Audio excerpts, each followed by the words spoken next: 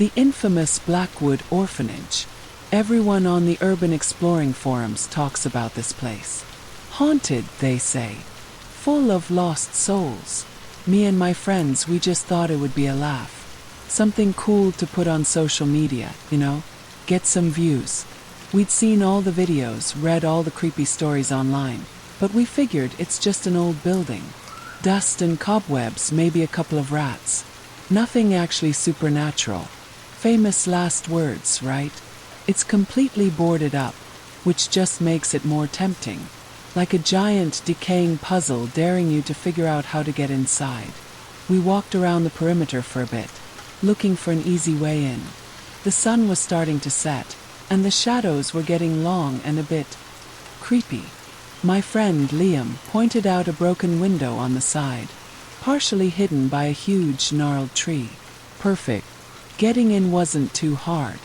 The boards were loose, and we managed to pry one off without making too much noise. The air inside hit us immediately. Cold. Ill.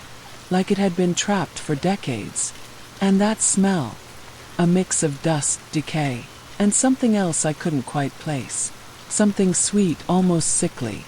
It wasn't just old house smell. It was heavier. We used our phone flashlights. Even with them, it was so dark, shadows seemed to swallow the light whole. The hallway stretched out in front of us, long and narrow, with doors lining both sides. Each door looked exactly the same, chipping paint, no numbers. Just endless identical doors. It felt like walking into a maze. But a maze where every turn was just another version of the same forgotten place. My flashlight beam danced across the walls, revealing old wallpaper hanging in strips, like skin peeling off. You could almost feel the sadness in the air, hanging thick and heavy. It wasn't the kind of spooky you find in a haunted house attraction. This felt real, like the history of this place was pressing down on you. We weren't just exploring an abandoned building anymore. We were stepping into someone's forgotten nightmare. And trust me, it was just the beginning. We crept further inside, our footsteps now barely whispers on the rotting floorboards. Every little creak from the old wood felt like a thunderclap in the oppressive silence. It was the kind of quiet that makes your own heartbeat seem too loud, that makes you feel like you're not just listening but being listened to. Even though there was no breeze, the shadows seemed to dance and flicker at the edges of our flashlights. Liam, bless his heart, kept trying to make jokes. "Looks like they had some real lively parties in here, huh?" he'd say, his voice a bit too high, a bit too forced. Even he couldn't hide the unease creeping in. Chloe, who was usually the bravest of us, was completely silent, her flashlight beam jumping wildly around the room. Her usual confident stride was gone, replaced by careful, almost hesitant steps. We started peeking into the rooms. Most were just empty shells, filled with dust, broken plaster, and splinters of wood. But then, in one room, my flashlight landed on something. A rusted metal bed frame. The mattress a moldy, collapsed heap. It was just a bed, but it hit me hard. You could almost feel a small, lonely child lying there, alone in the dark. The fun feeling we had outside, the thrill of the forbidden, was completely gone. Now it was just sad and creepy. Then, not far from the bed, on the dusty floor, was a child's drawing. It was old, faded, and torn in places, but I could clearly make out a stick figure family.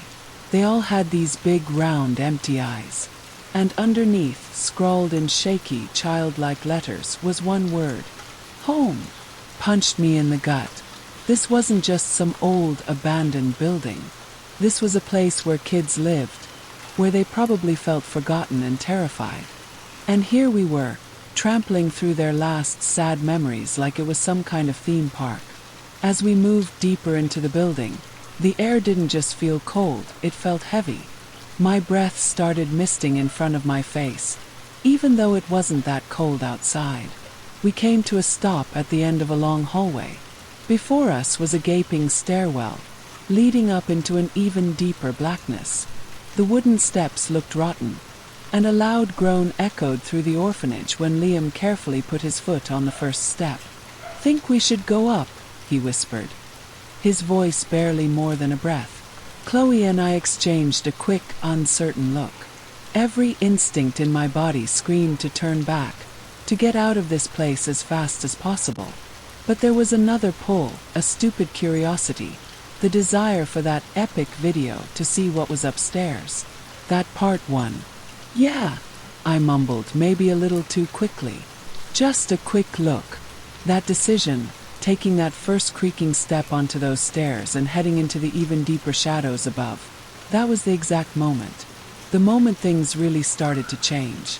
The moment we went from just explorers to something else. Something that definitely wasn't part of the plan. The wooden stairs groaned and protested with every step we took, each creak sounding like an ancient warning. The air upstairs was even colder, thick with a stillness that felt like a held breath. Our flashlights cut through the absolute black, revealing more narrow hallways, more identical doors. It was like the first floor, but somehow even more forgotten, more dead. We found what looked like a playroom. The room was larger than the others, and bits of faded color still clung to the walls, like ghosts of happy memories.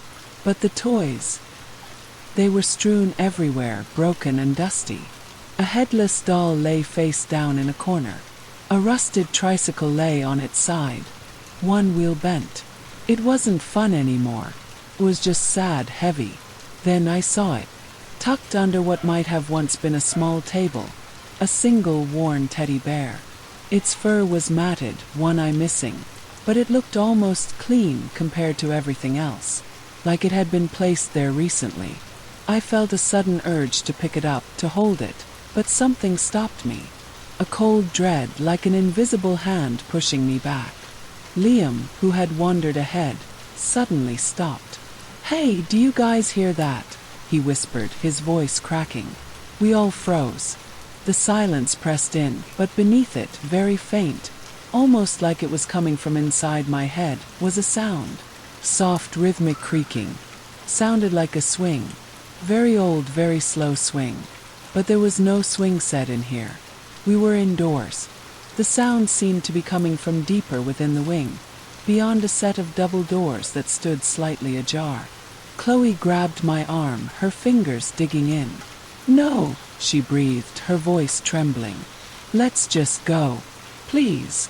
For the first time, I saw genuine fear in her eyes, not just adventurous thrill. My heart was pounding like a drum against my ribs. Every fiber of my being screamed to listen to her, to turn and run. But Liam, always the one to push boundaries, took a step towards the double doors. "It's probably just the wind or something," he mumbled, though he didn't sound convinced. "Just one quick look." And before we could stop him, he pushed the doors open a little wider. A blast of cold air hit us, carrying with it that strange, sickly sweet smell again. And the creaking, it was louder now, much, much closer. What we saw in that room, just for a second before Liam pulled back, made my blood run cold. It wasn't the wind, not at all.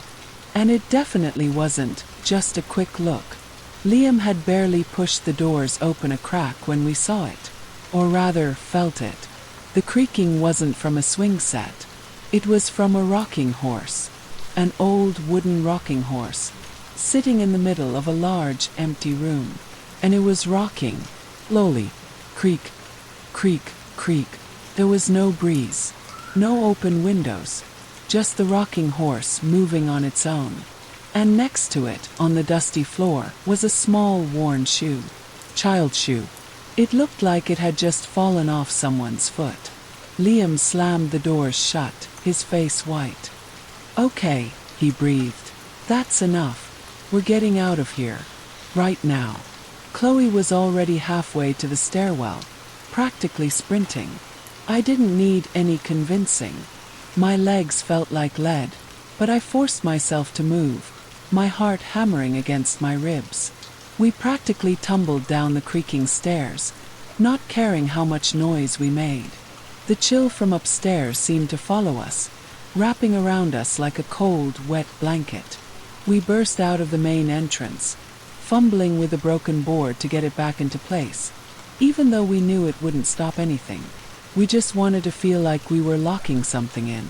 The fresh night air hit us, but it didn't feel fresh. Felt tainted.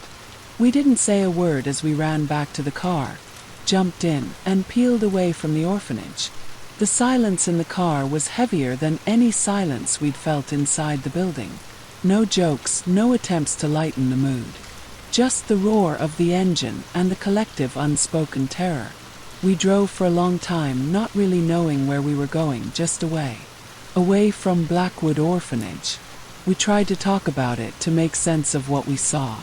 It was just the wind, right?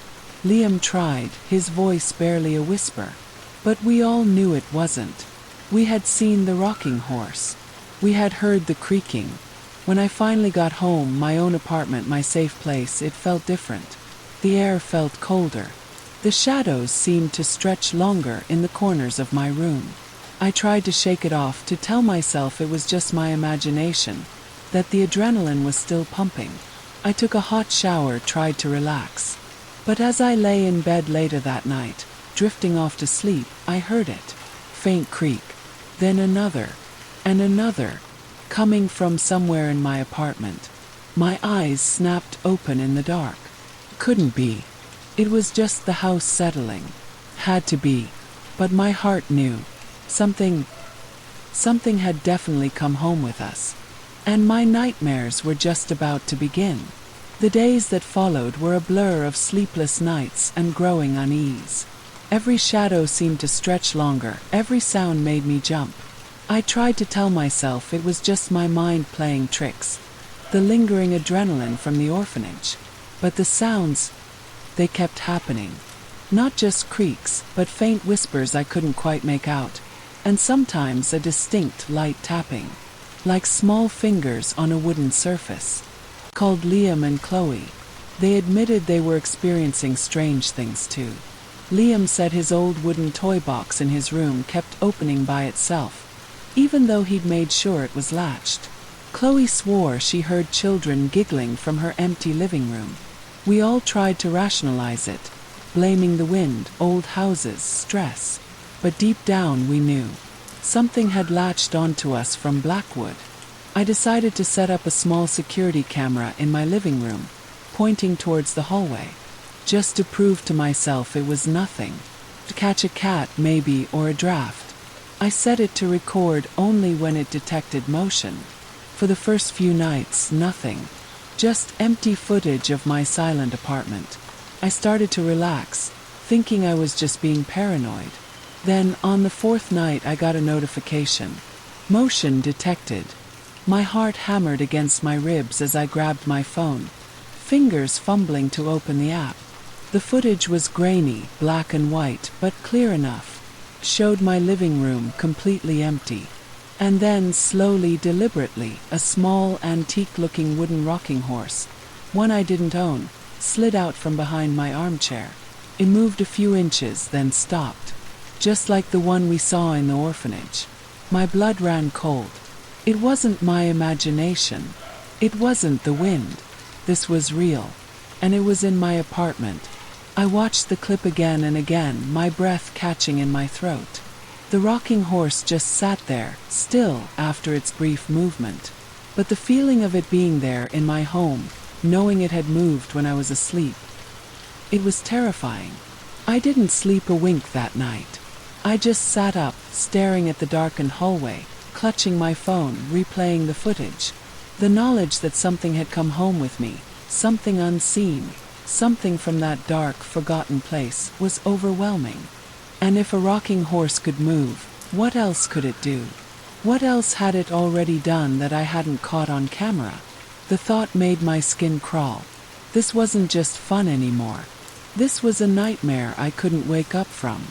The discovery of the rocking horse moving on its own changed everything. My apartment, which used to be my safe haven, now felt like a cage. Every creak of the floorboards, every gust of wind against the window, made me jump. I found myself constantly checking the camera footage, even during the day, half expecting to see something else move. Liam and Chloe were just as shaken. We had a long phone call, a kind of group therapy session where we just kept repeating how insane it all was. "It has to be a logical explanation," Liam kept saying, but his voice lacked conviction. Chloe, usually so rational, was just quiet, her breathing heavy on the other end of the line. We all knew this wasn't logical. The activity in my apartment started to pick up. Small things at first. Doors I'd left ajar would be closed when I came back into a room. Lights I swore I'd turned off would be on. My keys, which I always left on a hook by the door, would sometimes be on the kitchen counter instead. It was like something was deliberately messing with me, trying to let me know it was here. Then came the sounds that weren't just creaks or taps. One night I was trying to fall asleep, wrapped tightly in my blankets, when I heard it. Faint, almost melodic, humming. It was coming from my living room. I held my breath, listening, my heart pounding. It sounded like a child humming a lullaby. But it was distorted, far away, like it was coming through a thick wall of water. It slowly faded, leaving me alone in the terrifying silence. I got out of bed, my feet cold against the floor, and tiptoed to the living room. My flashlight beam cut through the darkness. Nothing. The rocking horse was still, sitting exactly where it had been.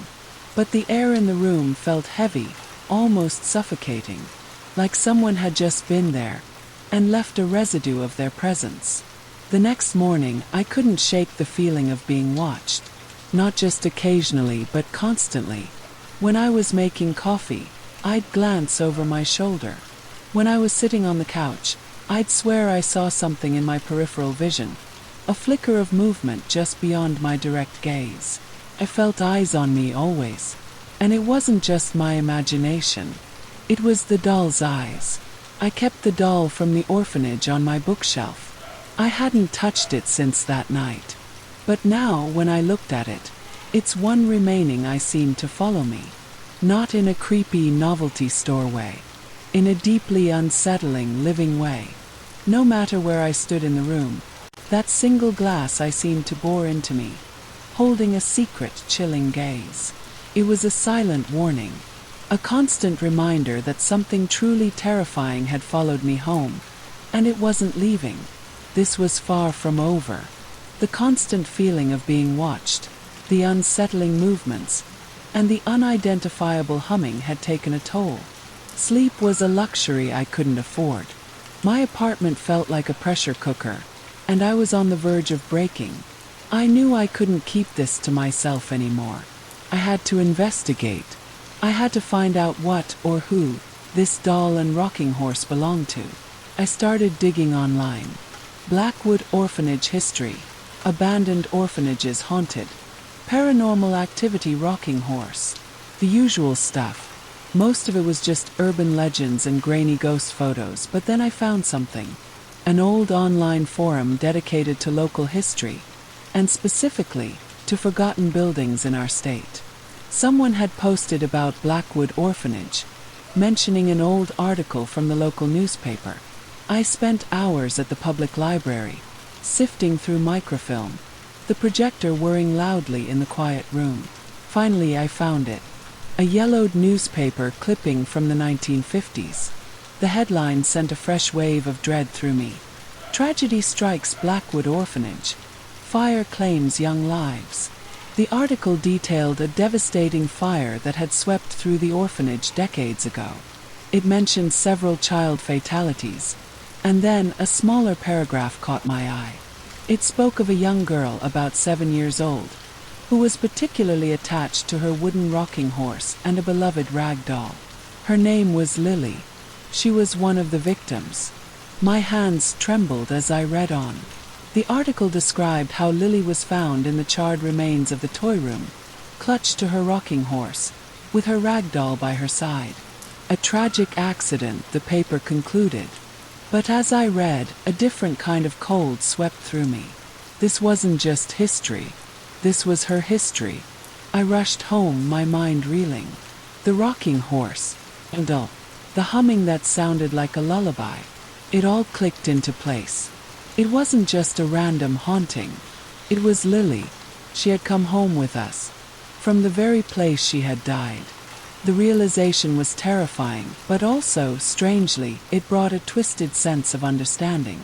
She wasn't just a nameless presence. She was a child, still clinging to her favorite things, still perhaps looking for comfort. But knowing who it was didn't make the fear any less. In fact, it made it worse. Because now I knew she wasn't just passing through.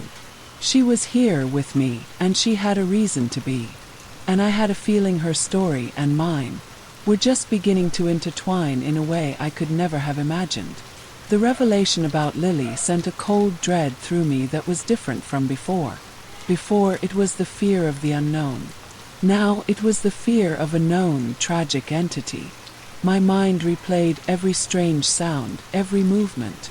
Was the humming her lullaby? Was the tapping her little fingers? And the doll?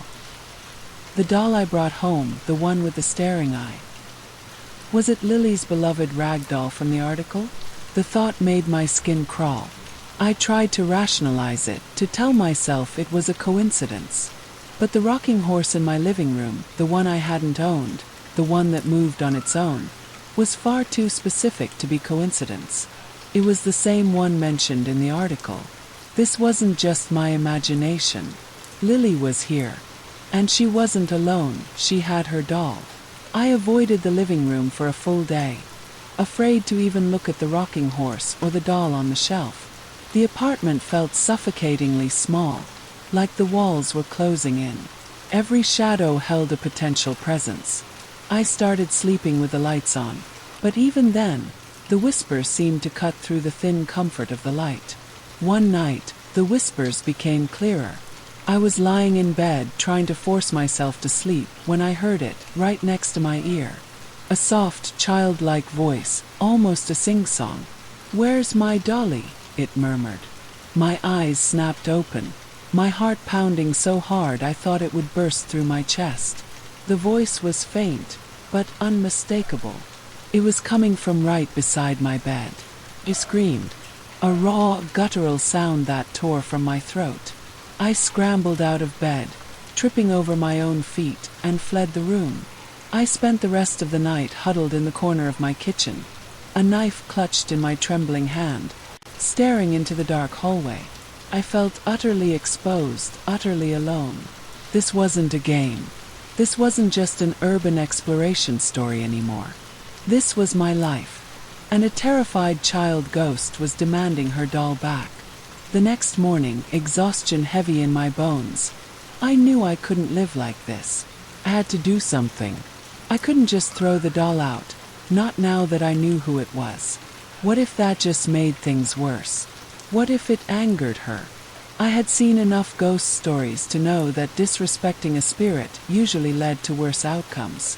I had to find a way to make her leave peacefully.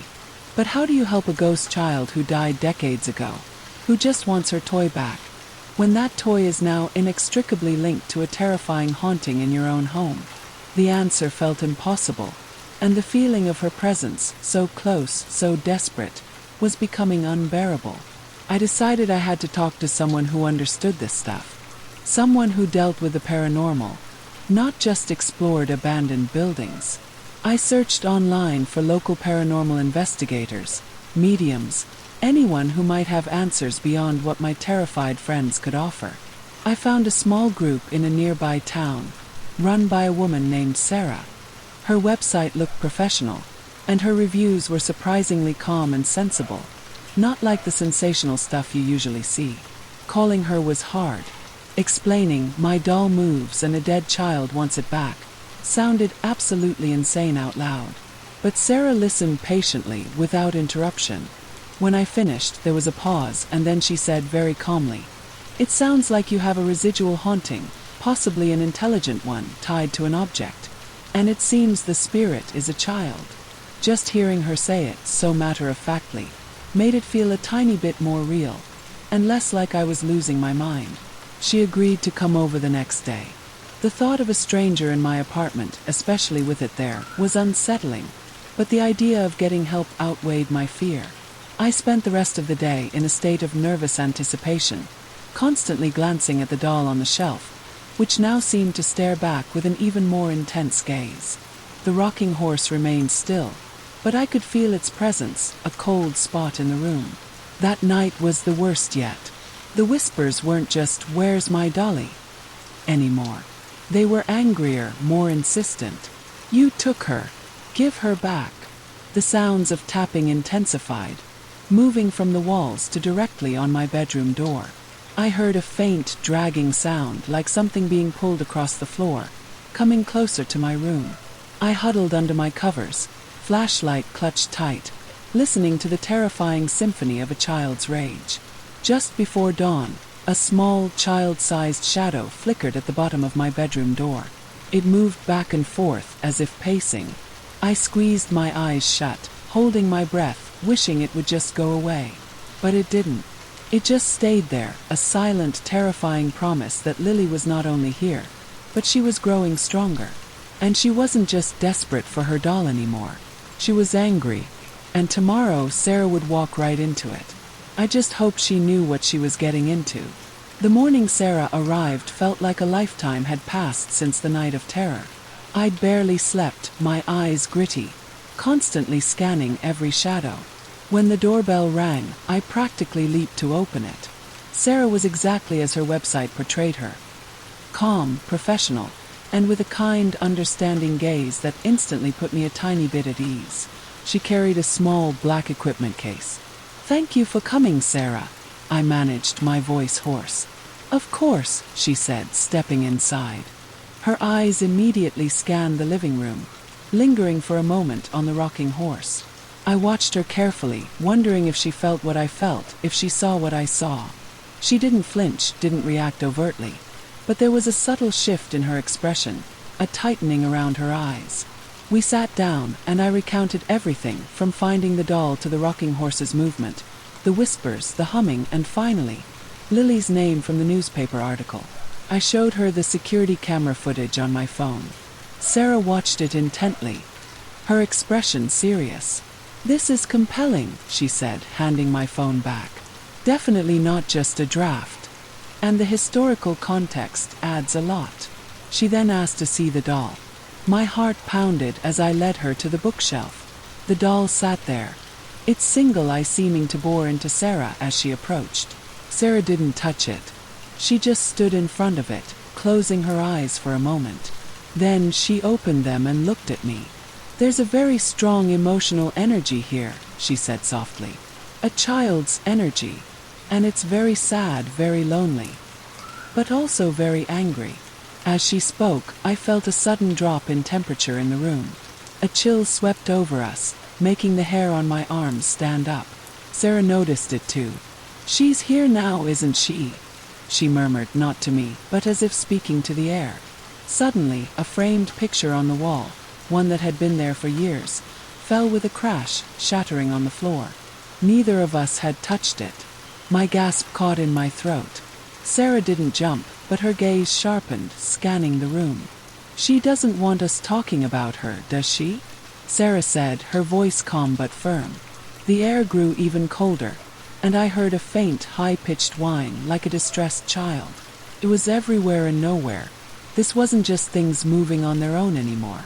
This was a direct response. A chilling confirmation that Lily was listening. And she was making her presence known in a way that left no doubt.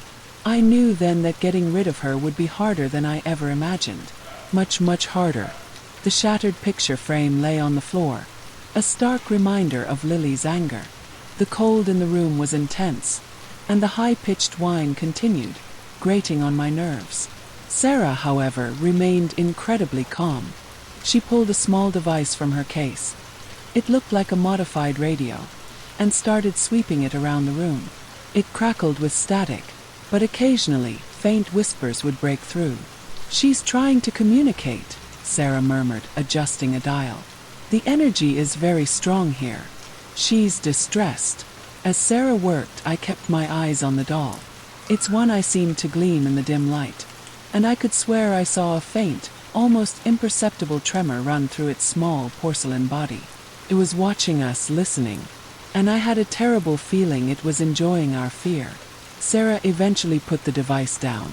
Okay, she said, looking at me. Lily is definitely attached to this doll. It's a focal point for her energy, and she feels a deep sense of loss. She believes you stole it from her.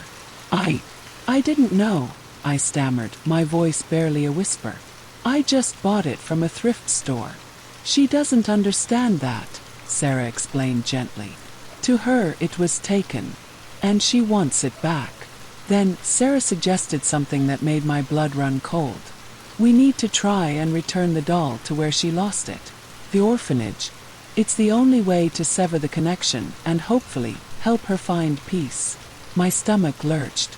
Go back to Blackwood Orphanage. The place where this nightmare began. The place where she died. The thought filled me with an immediate, overwhelming dread. I could still hear the creaking rocking horse, see the child's drawing. Felt like walking into a trap. Is that safe? I asked, my voice trembling. Sarah's expression was grim. No paranormal investigation is ever truly safe. But leaving her here in this state will only escalate things. She's getting stronger, more desperate, and more angry. It's affecting you physically and mentally, isn't it? I nodded, exhaustion etched on my face. We have to try. Later that day, after Sarah left, the silence in the apartment was almost worse than the noise. The knowledge that we were going back to the orphanage, bringing the doll with us, filled me with a sickening mix of terror and a desperate hope. I looked at the doll on the shelf. It seemed to be staring at me with a new intensity. Was it anticipation? Or was it a silent warning of what awaited us back at Black Place, where her final moments played out so tragically? I knew one thing for sure. The next time we stepped foot inside Blackwood Orphanage, it wouldn't just be for fun. It would be a confrontation. And I had no idea if we would make it out unscathed. The days leading up to our return to Blackwood were agonizing. Every time my phone vibrated with a text from Sarah, confirming plans, my stomach dropped. Liam and Chloe were hesitant, but the sheer terror of what was happening in our homes had pushed them to agree. We were going back, not to explore but to confront. Sarah arrived at my apartment with more equipment this time. A portable EMF meter that looked like a sleek black box, a digital voice recorder, and even a thermal camera. She explained each piece, her calm voice a stark contrast to the frantic beating of my heart. She also carried a small wooden box. For the doll, she said, nodding towards it on the shelf. I carefully picked up Lily's doll. It felt heavier than usual, and a faint, cold shimmer seemed to emanate from it.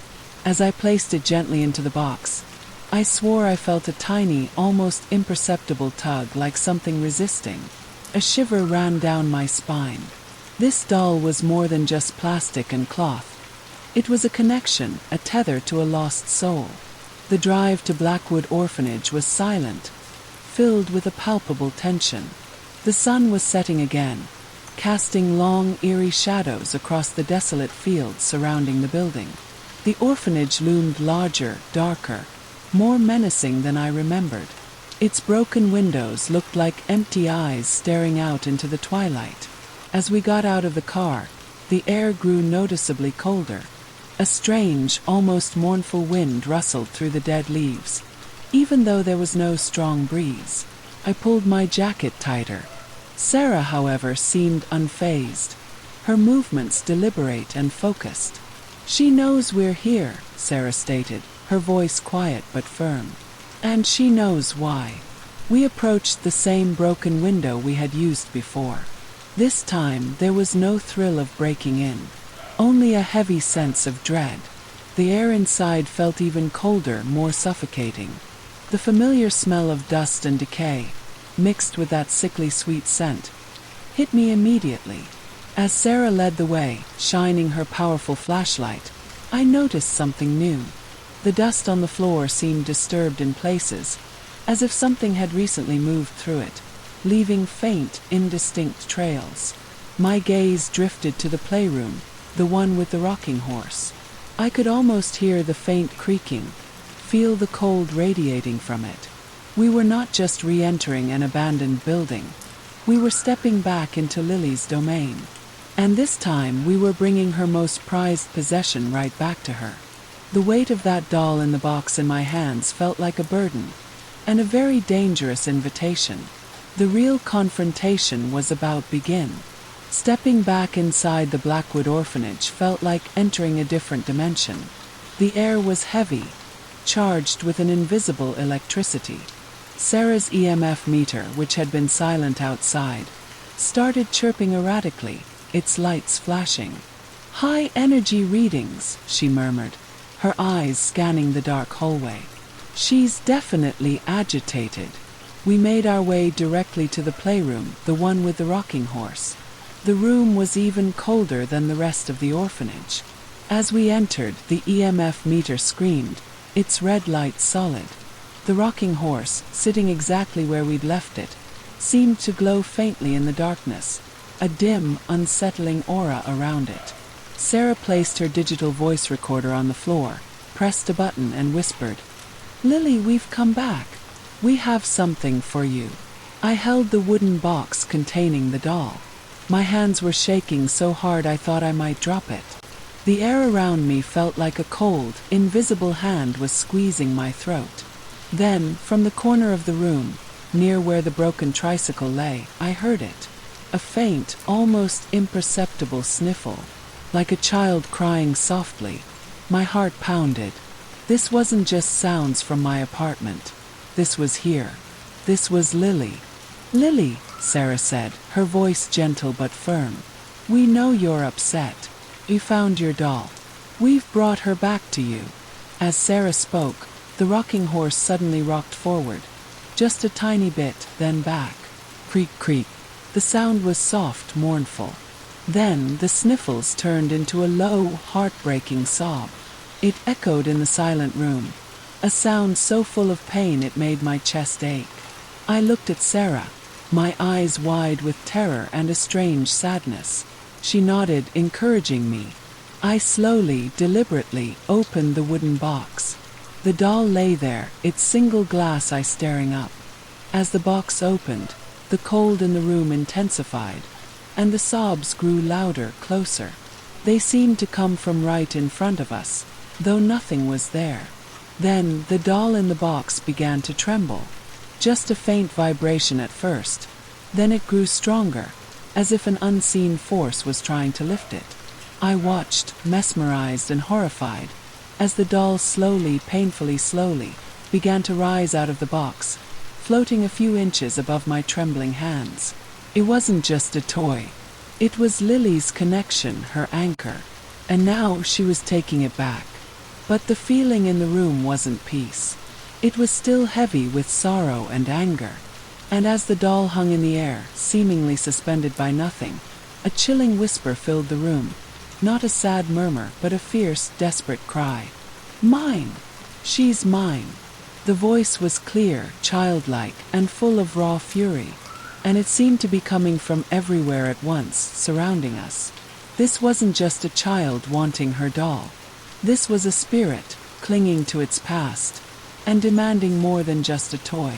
It wanted something else, and we were trapped right in the middle of it. The doll floated in the air, spinning slowly, its single eye fixed on us. The cry of "mine, she's mine," reverberated through the room, chilling us to the bone. The cold deepened, making my teeth chatter. Sarah quickly pulled out a small, old wooden cross from her bag. "Lily," Sarah said, her voice steady, holding up the cross. "We understand your pain. But you can't stay here, and you can't stay with him. You need to move on." As Sarah spoke, the doll began to spin faster, and the angry child's voice grew louder, distorting into a piercing shriek that seemed to echo inside my very skull. The air crackled, and I felt a strange pressure, like invisible hands pushing against my chest. Liam stumbled back, tripping over a loose floorboard. Suddenly, the doors to the playroom slammed shut with a deafening crash, plunging us into near darkness as the last of the fading twilight was cut off. Only our flashlights, now flickering, pierced the gloom. The rocking horse began to rock violently, creak, creak, creak, louder and faster, sounding like a desperate heart. "She's trying to keep us here," Sarah shouted over the noise, her voice strained. She doesn't want to be left alone. Panic surged through me. We were trapped. The idea of being stuck in this horrifying place with an enraged child spirit was unbearable. I looked at the doll, still spinning in the air, its eyes seeming to glow with a malevolent light. This wasn't the sad, lost child from the newspaper anymore. This was something darker, something twisted by years of loneliness and grief. A sudden, sharp pain shot through my head, like 1,000 needles pricking my brain. I cried out, clutching my temples. Images flashed in my mind. A burning room, small hands reaching out, a terrified scream. It was Lily's memory. She was showing me her death, trying to make me understand her pain, perhaps, but also trying to make me feel her terror. "Focus!" Sarah yelled, snapping me out of the vision. She grabbed my arm, her grip surprisingly strong. "We need to go now. Follow me." Liam, pale and shaken, managed to pry the double doors open. We burst out of the playroom, the EMF meter screaming behind us. The sounds of violent rocking and Lily's high-pitched shrieks filled the room we just left, but they didn't seem to follow us as intensely into the hallway. We ran, scrambling through the dark corridors, not caring about the noise, just desperate to get out. The air remained icy cold, and the subtle movements of shadows in our peripheral vision kept me on edge. We reached the main entrance, pulling at the boarded-up window.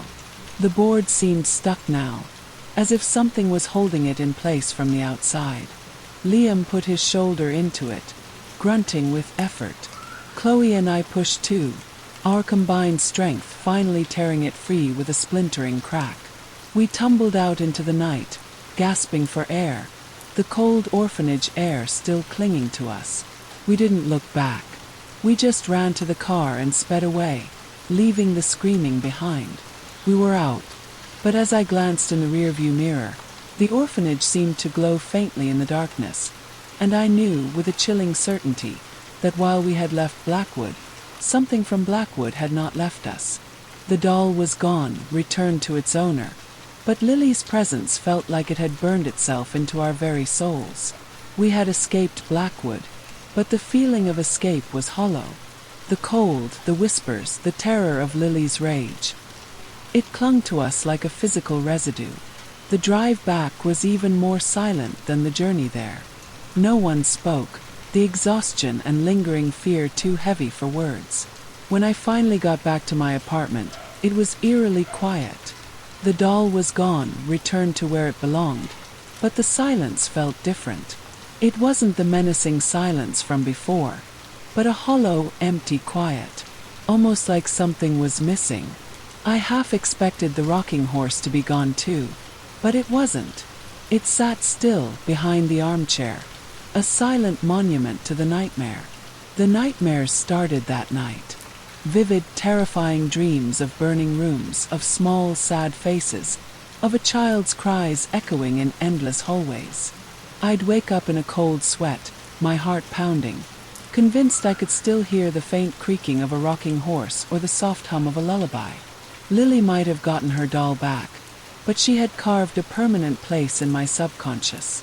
Liam and Chloe called, their voices equally strained. Liam swore he heard soft tapping on his bedroom window at night, even though he lived on the 3rd floor. Chloe found a tiny old-fashioned button on her pillow, a button that looked exactly like it could have come from a child's dress from the 1950s. We all felt it, a lingering chill, a sense of being perpetually watched, a silent echo of the orphanage's tragedy. Sarah called a few days later. She told us that sometimes when a spirit is so deeply tied to a place or object, even if the object is returned, a residual energy can linger, especially if the experience was traumatic for both the living and the dead. Lily's anger stemmed from her feeling of abandonment and loss, Sarah explained gently. Returning the doll offered some peace, but the fear you experienced and her deep-seated pain can leave a mark. She suggested some simple cleansing rituals, ways to reclaim our spaces, burning sage, opening windows, filling our homes with positive energy. We tried them all desperately, Slowly, gradually, the intense fear began to recede. The physical phenomena lessened. The rocking horse stayed still. The whispers faded. But the memories, they remained.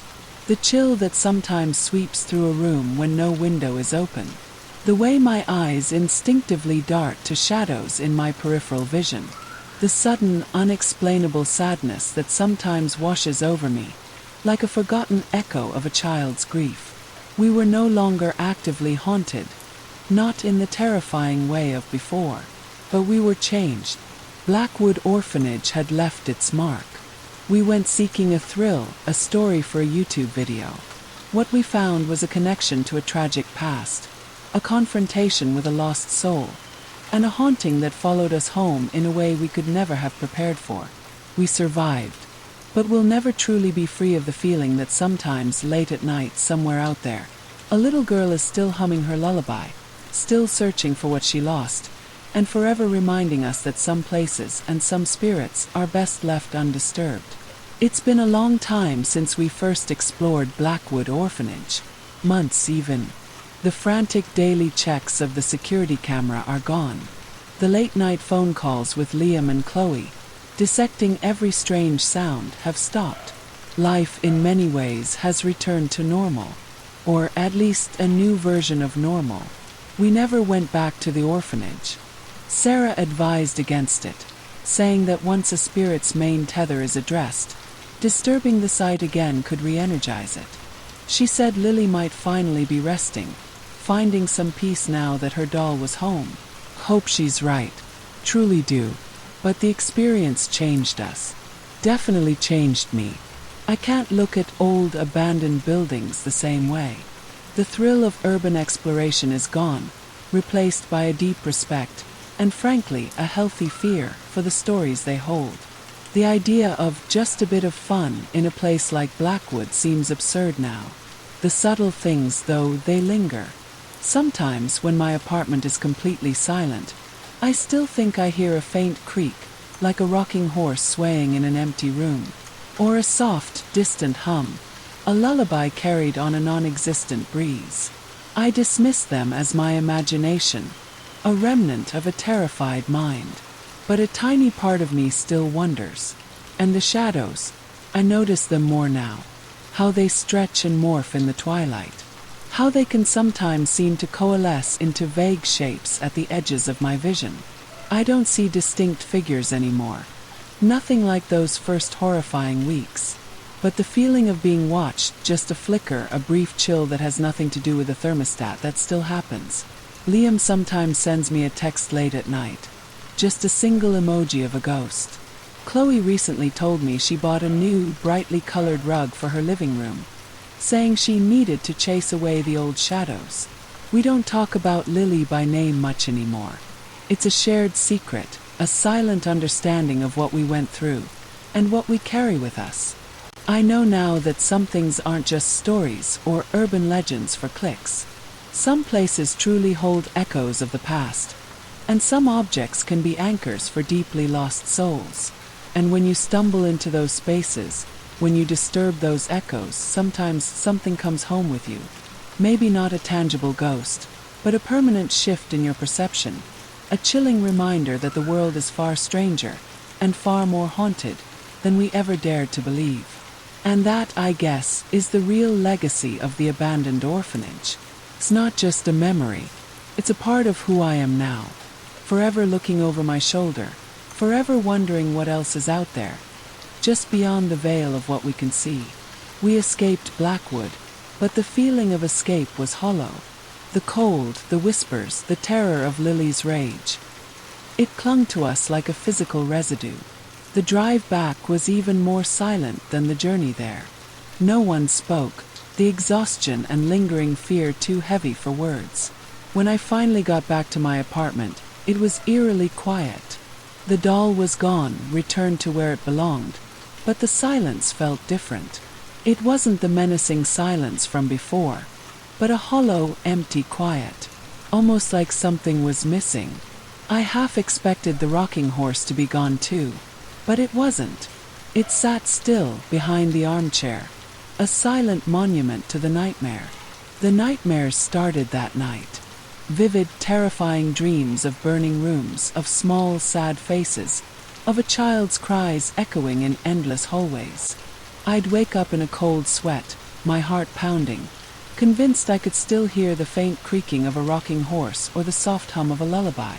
Lily might have gotten her doll back, but she had carved a permanent place in my subconscious.